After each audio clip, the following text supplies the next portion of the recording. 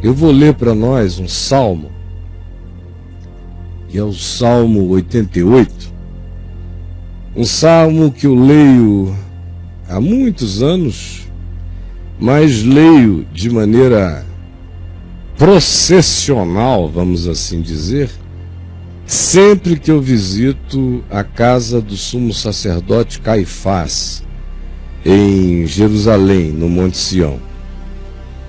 E ali, onde hoje se ergue sobre a casa do sumo sacerdote a Igreja Católica de Galicanto, tem, arqueologicamente é inegável que o lugar é aquele, tem lá no fundo dele uma gota cavada dentro da rocha, que pode ter sido para silos, poderia ter sido para água, mas a coisa estranha é que tem porta de acesso e escada lá para baixo. Então, muita gente acreditou desde o início que era uma das prisões do lugar. Era a solitária do lugar, porque em cima desse lugar tem um outro ambiente de prisões toscas, grossas, prisão onde provavelmente Pedro, Tiago e João ficaram naquele primeiro aprisionamento que a gente lê em Atos, mandado pelo sumo sacerdote. O lugar de prender era a casa dele, até que ele encaminhasse para o procônsul romano na Fortaleza Antônio. Do contrário, ele tinha poder de justiçar em casa. E aí se pensa, e parece haver evidências de um olhar que via aquele lugar cavado na rocha desde a antiguidade do segundo século, depois da destruição de Jerusalém.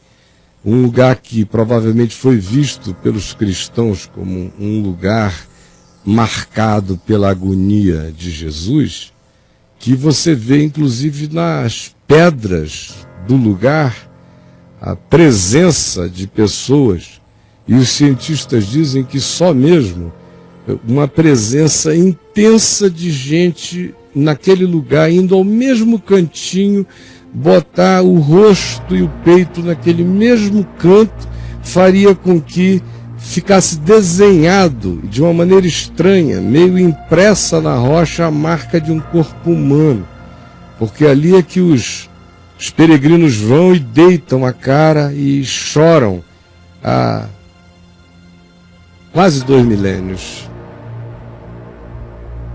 Então, quando eu estou lá dentro desse buraco, eu dizia, é para mim quase um processional ler lá dentro este salmo que eu lerei agora, o 88. Porque ele parece fazer um sentido enorme com a oração do Messias naquele dia, naquela hora. Naquele dia, naquela hora. Preste atenção. Naquele dia, naquela hora. Mas era um dia, uma hora. Não era todo dia, toda hora. Um dia, uma hora. Pode ter sido a oração do Messias ao Pai. Todo dia, toda hora, seria a oração do anti-Messias ao diabo. Porque esta oração do Salmo 88 pode ser a oração de um dia, de uma hora, de um tempo. Mas não pode ser a oração da vida. Quando ela se torna a oração da vida da pessoa, a angústia vira dogma. E o dogma vira a angústia de ser. É o que, infelizmente, o espírito da religião sem evangelho produz no coração das pessoas. Seja honesto. Verifique. É fácil saber. A paz de Cristo é o árbitro, é quem julga o nosso coração. Você experimenta paz. Respire.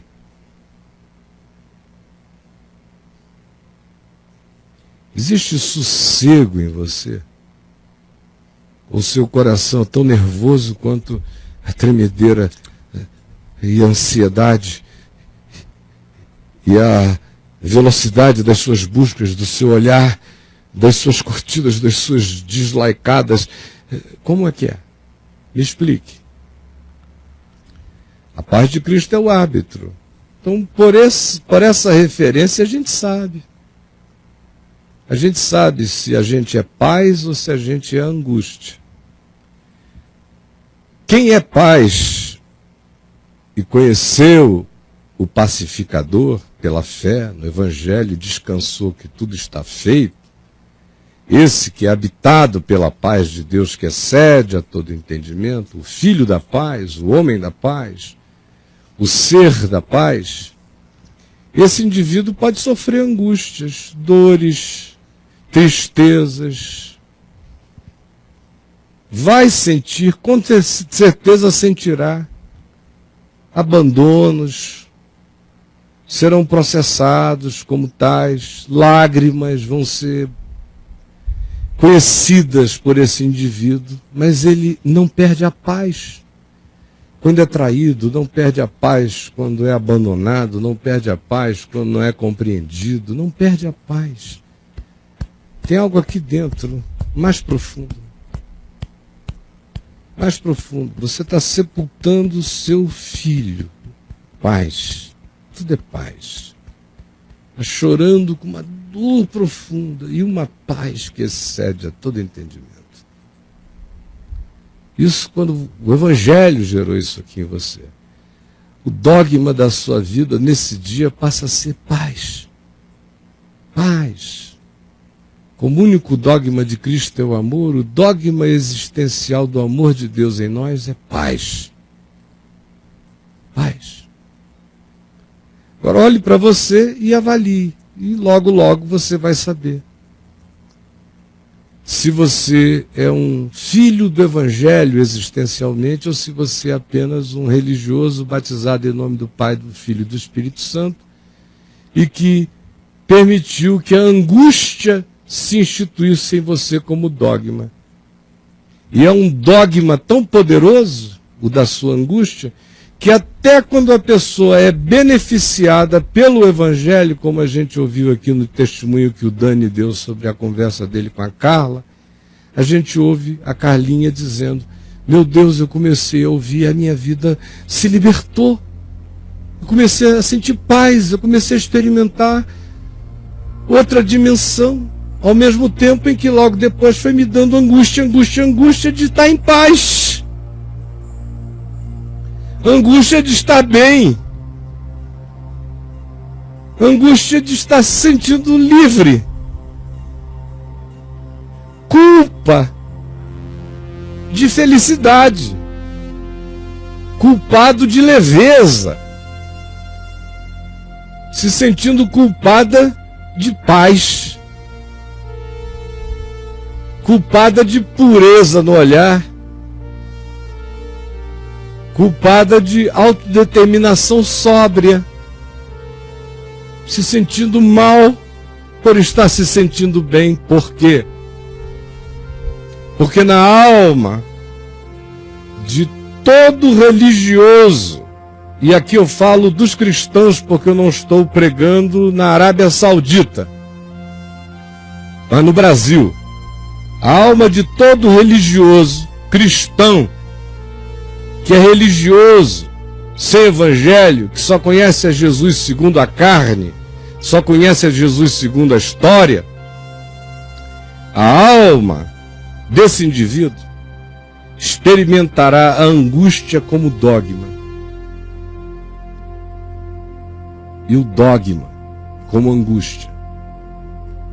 O dogma como angústia porque são os ensinos que lhe foram dados em nome de Jesus e de um pretenso evangelho da religião, é que se dogmatizou no coração do indivíduo como absoluto.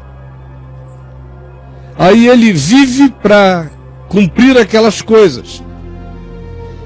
Se angustia porque muitas delas não combinam originalmente com a consciência dele, com o bom senso dele, mas ele vai assim mesmo. Contra a consciência e contra o bom senso, contra o coração, ele vai a si mesmo. E ele se atola, e ele pratica os dogmas daquela construção. Quanto mais o faz, mais angustiado fica. Quanto mais se aprofunda e se entrega, menos fruto aquilo realiza de paz na vida dele. Menos. Mas ele continua a si mesmo se dizendo: eu não experimento o resultado porque eu devo ser mau. Eu não experimento o resultado porque eu não presto. Eu não experimento o resultado é porque vai ver que eu nunca criei. Eu não espero. Ele vai começando a dizer: o dogma está certo, eu é que não presto. Aí o dogma existe como angústia para ele, e a angústia dele se dogmatiza, de tal modo que ele é culpado de que o dogma não se transforme em paz no coração dele. Aí chega o Evangelho. Quando chega o Evangelho, a experiência é como a da Carla. Assistindo pelo YouTube, ainda não tinha nem chegado aqui na VMV-TV. Aí começa a se sentir bem, depois de anos de agonia latente. Começa a se sentir bem. E logo depois começa a ficar angustiada pela paz, sofrendo por causa do bem-estar, se culpando de felicidade. Você veja a profundidade do espigão, do dogma como angústia e da angústia como dogma fixados no coração. Aí, quando é assim, o salmo da alma vira o salmo 88, que, como eu disse, sendo o salmo de um dia, de um tempo, de um episódio, de uma estação da vida, é compreensível e é saudável quando, em acontecendo, a pessoa reconheça aquele momento como ele é. Mas quando se institui para a vida como existencialidade, quando se institui para a vida como experiência do olhar, do sentir, da autopercepção, aí é o diabo. Aí é o diabo. Agora comigo, preste atenção na leitura que farei, espero que você tenha compreendido a distinção. Este salmo pode ter sido o salmo do Messias naquela noite de quinta para sexta-feira daquela agonia. Como um episódio, é o salmo da verdade mais visceral que alguém poderia dizer e orar. Num momento, num dia, como algo que se institui como dogma de dor, e a dor da dogma, o dogma da angústia e a angústia do dogma no ser, aí é escravidão diabólica. Ó Senhor, Deus da minha salvação, de noite e de dia clamo diante de ti. Chegue à tua presença a minha oração. Inclina os teus ouvidos ao meu clamor, pois a minha alma está farta de males, e a minha vida já se abeira da morte. Sou contado com os que baixam a cova. Sou como um homem sem força, atirado entre os mortos. Preste atenção. Repito pela quinta vez. Como salmo de um dia, se a alma está assim, assim ela tem que se confessar. Mas como um salmo que se institui para todos os dias da vida, que é como eu vejo acontecer, são clamores angustiosos todo dia, são pedidos para que a oração seja admitida. É um desespero, minha alma está farta dos males da vida, eu me sinto como quem está na beira da morte, é agonia. O cara se conta como quem já está morto mesmo. E a alma dele está sem força todo dia, se sente atirado entre os mortos, como os feridos de morte que jazem na sepultura, dos quais já não te lembras. É assim que vai ficando a alma quando este salmo não é apenas o salmo de um dia, é o salmo de todo dia. Quando o dogma da angústia e a angústia do dogma tomam conta do coração. O cara vai dizendo isso de si para si diante de Deus. Eu sou como quem já não é, e tu não lembras de mim. Eu sou como os que são desamparados de tuas mãos. Puseste-me na mais profunda cova, nos lugares tenebrosos, nos abismos. Tem muita gente que pensa que servir a Deus é andar em angústia, em depressão. Sobre mim pesa a tua ira. Um dia pode ser, todo dia ser essa a sua oração. Isso se tornou o salmo do diabo e não o salmo da verdade. É o dogma como angústia, angústia como dogma, como medo, como culpa dogmatizada. Sobre mim pesa a tua ira. Tu me abates com todas as tuas ondas. Deus lançou sobre mim a pororoca. Apartaste de mim os meus conhecidos, e foste tu que os tiraste. Às vezes acontece. Quando é uma vez, é um episódio, uma disciplina. Quando isso aqui se institui na alma, é doença. A culpa é de Deus de que eu não tenho relacionamentos. É de Deus por quê? Porque em nome de Jesus eu me afastei de todo mundo. E vai viver a angústia contra Deus, que diz que não é bom que o homem esteja só, ele vai ser infeliz. Mas aí, em nome de Deus, você deixa todo mundo. E não entende porque é tão infeliz e vive essa angústia como dogma, esse dogma como angústia, e a culpa é de Deus. É por amor a Ele que eu sofro tanto. Sim, é por amor a Ele, que me fizeste objeto de abominação para com eles. Você vira o chato, que vive com isso na alma, ninguém mais quer a sua companhia, e você quer fazer disso uma poesia e achar que existe uma causa do Evangelho? Nisso não existe, não. Você virou objeto de motejo porque você é um mico ambulante. Você é a chatice caricaturarizada na frente de qualquer um. Você é o estereótipo do desagrado. Você é a questão óbvia que todo mundo entende e só você não quer entender. Você fica pensando que você é a resposta e você é a pergunta de todo mundo, não para a vida, apenas um trágico por quê? Apartaste de mim os meus conhecidos e me fizeste objeto de abominação para com eles. No caso do Messias era verdade, foi um dia desse salmo. E foi a vida inteira da experiência disso que está sendo descrito, mas era realidade. Embora muitos o tenham acolhido.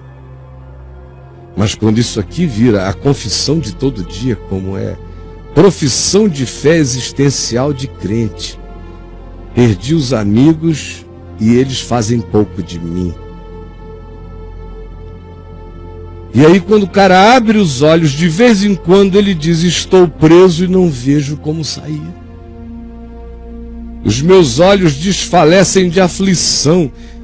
Dia após dia venho clamando a ti, Senhor, e te levanto as minhas mãos.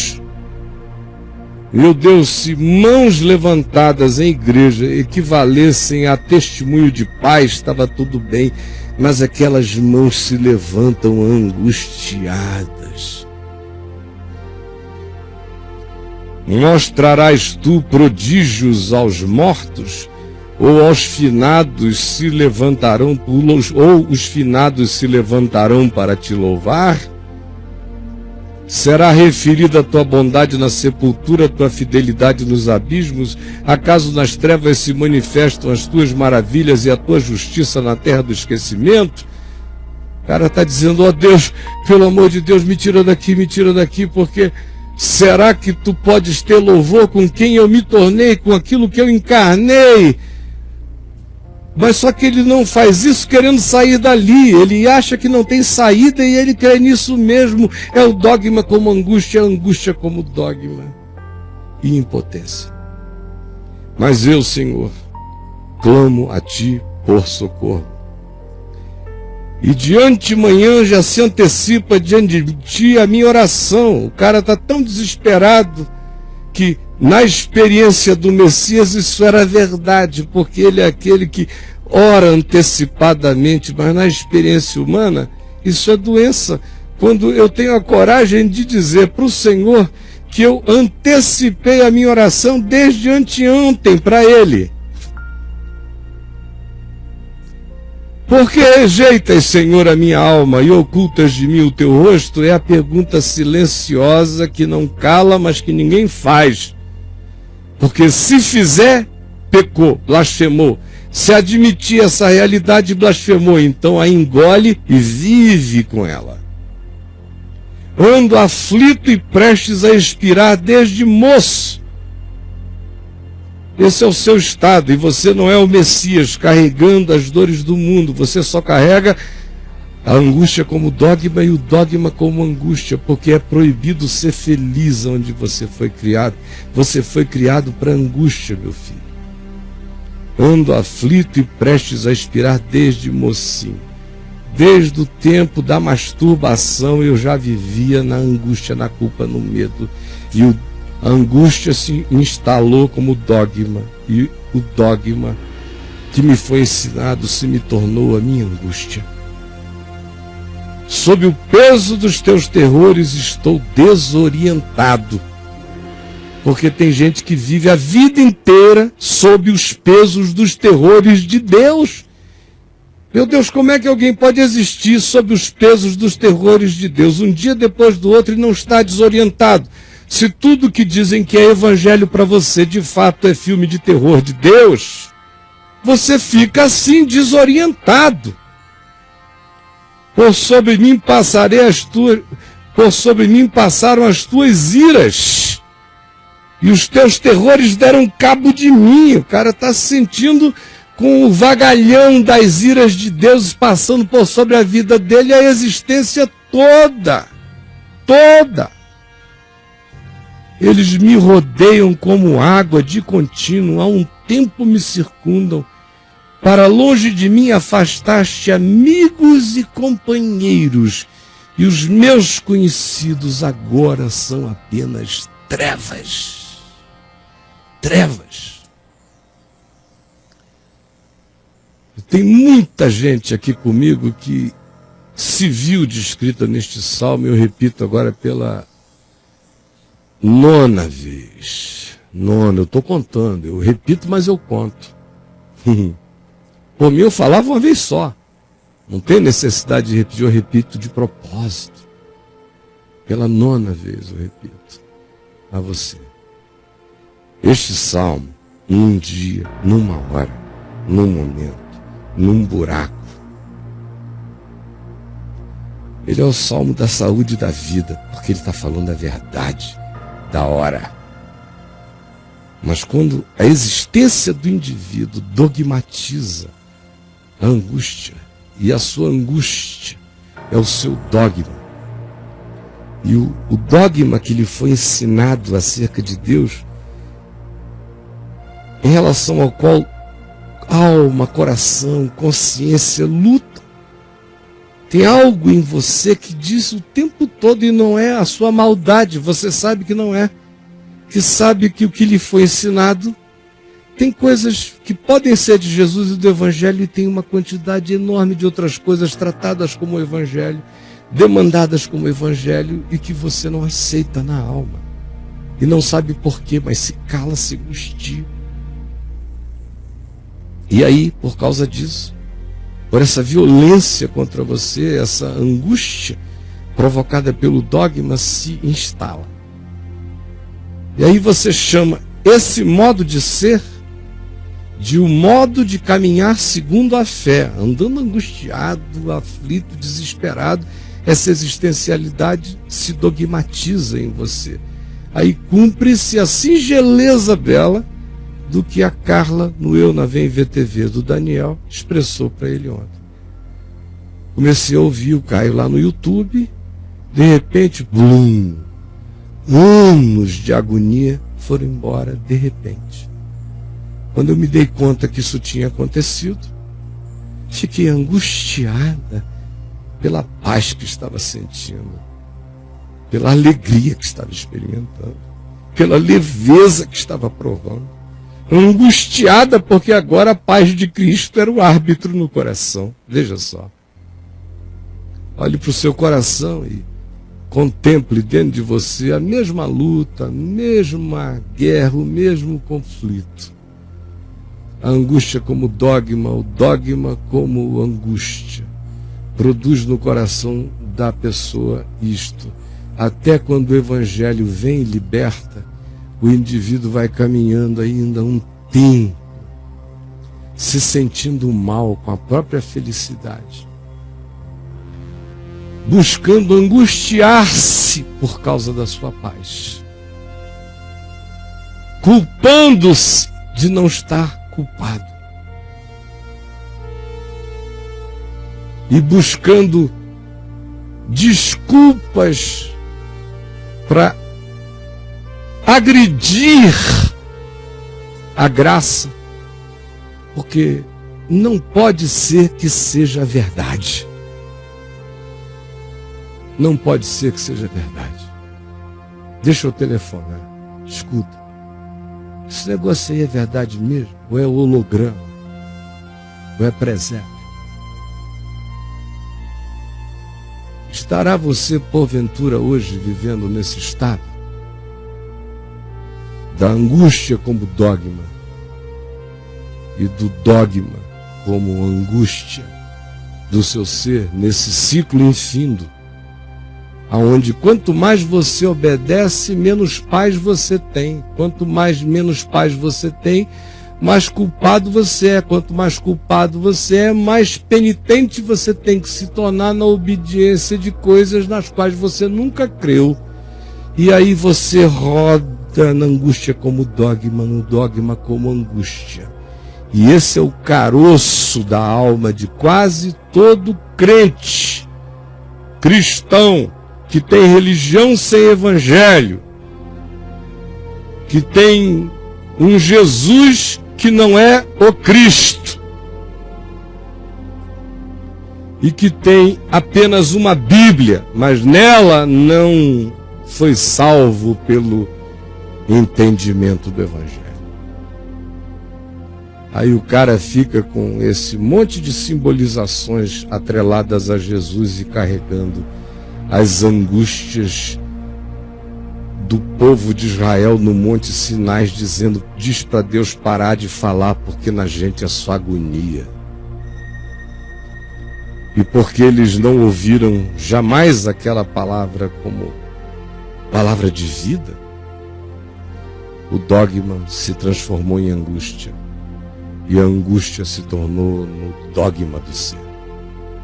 O aplicativo disso que eu estou dizendo incide em todas as áreas da vida, em todas. Recai sobre filósofos, cientistas, sobre quem está no bar da esquina, sobre o cara que está ganhando dinheiro hoje, se achando o máximo, mas que carrega uma angústia latente dentro dele, da qual ele não quer tratar. É o dogma como angústia, angústia como dogma.